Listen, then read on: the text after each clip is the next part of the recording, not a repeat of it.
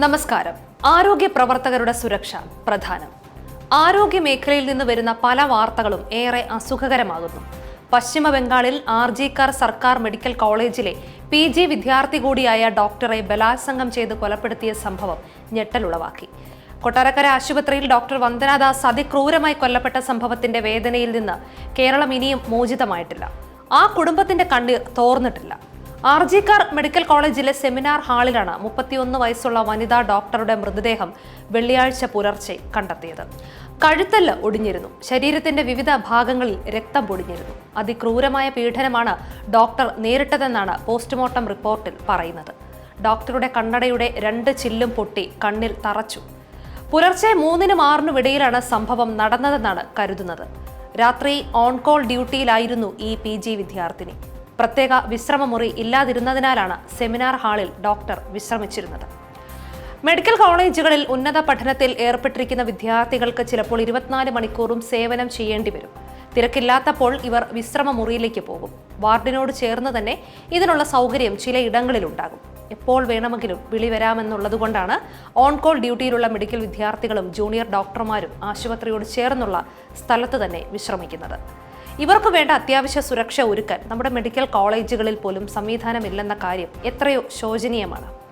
സൗകര്യങ്ങളുടെ കാര്യം പറയുകയും വേണ്ട. ഡോക്ടർ വന്ദനാദാസിന്റെ കാര്യത്തിൽ നാം അത് കണ്ടതാണല്ലോ. സംഭവവുമായി ബന്ധപ്പെട്ട് ആശുപത്രിയോട് ചേർന്ന് പ്രവർത്തിക്കുന്ന പോലീസിന്റെ സിവിക് വോളണ്ടിയർ ആയിരുന്നു സഞ്ജയ് റോയ് എന്നയാൾ അറസ്റ്റിലായിട്ടുണ്ട്. ഇയാൾ കടുത്ത മദ്യപാനിയും സ്വഭാവ ദൂഷ്യമുള്ള ആളും ആയിരുന്നുവെന്ന് നാട്ടുകാർ പറയുന്നു. എന്നാൽ ഇയാളെ കള്ളക്കേസിൽ കുടുക്കിയതാണെന്നാണ് ഇയാളുടെ അമ്മയുടെ വാദം. ഏതായാലും സംഭവത്തിന്റെ നിജസ്ഥിതി ഇനിയും പുറത്തു വരേണ്ടിയിരിക്കുന്നു. കുറ്റവാളികളെ ഉടൻ വെളിച്ചത്ത് കൊണ്ടുവരണമെന്നാവശ്യപ്പെട്ട് കൊൽക്കത്തയിൽ മെഡിക്കൽ കോളേജിലെ വിദ്യാർത്ഥികൾ സമരത്തിലാണ്. രാജ്യമൊട്ടാകെ പ്രതിഷേധമുയരുന്നു. ഡൽഹി എയിംസിൽ ഉൾപ്പെടെ ഇന്നലെ അടിയന്തര സേവന വിഭാഗങ്ങൾ മാത്രമേ പ്രവർത്തിച്ചുള്ളൂ. കേരളത്തിലെ എല്ലാ സർക്കാർ മെഡിക്കൽ കോളേജുകളിലും ഇന്നലെ രാവിലെ പ്രതിഷേധ പ്രകടനം നടന്നു. 7 ദിവസത്തിനകം കേസ് അന്വേഷണം പൂർത്തിയാക്കണമെന്ന് മുഖ്യമന്ത്രി മമതാ ബാനർജി പോലീസിന് അന്ത്യശാസനം നൽകിയിട്ടുണ്ട്. ആരോഗ്യ മേഖലയിൽ കോർപ്പറേറ്റ് വൽക്കരണം നടപ്പായി കഴിഞ്ഞു. ആധുനിക സൗകര്യങ്ങളുള്ള നിരവധി ആശുപത്രികൾ ഇന്ന് കേരളത്തിലുണ്ട്. അതും പോരാതെ അന്യ സംസ്ഥാനങ്ങളിലേക്കും വിദേശങ്ങളിലേക്കും സമ്പന്ന മലയാളികൾ ചികിത്സ തേടി പോകുന്നു. എന്നാൽ ഇതിനൊന്നും പാങ്ങില്ലാത്ത ജനലക്ഷങ്ങൾ നാട്ടിലുണ്ട്. അവർക്ക് ആശ്രയം സർക്കാർ ആശുപത്രികളാണ്. അവിടെയാകട്ടെ ഡോക്ടർമാർക്ക് പോലും സുരക്ഷ കമ്മിയാണ്. അമിതമായ മരുന്നുപയോഗവും മലയാളിയുടെ ആരോഗ്യം ശോഷിക്കുന്നു.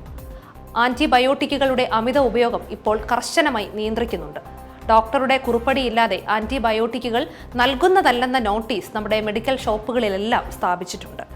കേരളത്തിൽ പ്രതിവർഷം 15,000 കോടി രൂപയുടെ അലോപ്പതി മരുന്നുകളാണ് വിൽക്കപ്പെടുന്നത്. ഇതിൽ 4,500 കോടി രൂപയുടെയും ആന്റിബയോട്ടിക്കുകളായിരുന്നു. അമിതമായ ഈ ആന്റിബയോട്ടിക് ഉപയോഗം രോഗാണുക്കൾ കൂടുതൽ പ്രതിരോധശേഷി നേടുന്നതിനിടയാക്കി. രോഗവ്യാപനത്തിന് ഇതൊരു പ്രധാന കാരണമാണ്. അങ്ങനെയാണ് ആന്റിബയോട്ടിക്കുകളുടെ ഉപയോഗത്തിനും വിൽപ്പനയ്ക്കും കർശനമായ നിയന്ത്രണം ഏർപ്പെടുത്തിയത്. ഇതിന്റെ ഫലമായി കേരളത്തിൽ ആന്റിബയോട്ടിക്കുകളുടെ വിൽപ്പനയിൽ 1000 കോടി രൂപയുടെ കുറവുണ്ടായതായി കണക്കാക്കുന്നു. ലോകത്ത് ഇതുവരെ 200 പേർക്ക് മാത്രം സ്ഥിരീകരിച്ചിട്ടുള്ള അമീബിക് മസ്തിഷ്ക ജ്വരമാണ് ഇപ്പോൾ തിരുവനന്തപുരം ജില്ലയിൽ 3 7 പേരിൽ സ്ഥിരീകരിച്ചിരിക്കുന്നത്. ജർമ്മനിയിൽ നിന്നുൾപ്പെടെ ഇവർക്കുള്ള മരുന്നുകൾ എത്തിച്ചിരുന്നു. വൃത്തിഹീനമായ വെള്ളത്തിൽ നിന്നാണ് അമീബയുടെ സാന്നിധ്യം തിരിച്ചറിഞ്ഞത്. അമീബിക് മസ്തിഷ്ക ജ്വരം വളർത്തുമൃഗങ്ങളെയും ബാധിക്കുമെന്ന് മൃഗസംരക്ഷണ വകുപ്പ് മുന്നറിയിപ്പ് നൽകിയിട്ടുണ്ട്. പക്ഷിപ്പനി മൂലം ആലപ്പുഴ, കോട്ടയം, പത്തനംതിട്ട ജില്ലകളിലെ താറാവ് കൃഷി ആകെ തകർന്നിരിക്കുകയാണ്. അമീബിക് മസ്തിഷ്ക ജ്വരം ഉൾപ്പെടെ ഭീതി പരത്തുന്ന പല പകർച്ചവ്യാധികളും പടരുന്ന സമയത്ത് ആരോഗ്യ പ്രവർത്തകരുടെ സുരക്ഷിതത്വവും സൗകര്യങ്ങളും ഉറപ്പാക്കുക എന്നത് സർക്കാരിന്റെ ചുമതലയാണ്. പൊതുസമൂഹവും അത് മനസ്സിലാക്കണം. സമ്മർദ്ദങ്ങളുടെ നടുവിൽ ജോലി ചെയ്യേണ്ടി വരുന്ന ഡോക്ടർമാർക്കും ആരോഗ്യ പ്രവർത്തകർക്കും എങ്ങനെ തങ്ങളുടെ ഉത്തരവാദിത്തം ഭംഗിയായി നിർവഹിക്കാനാവും? നമസ്കാരം.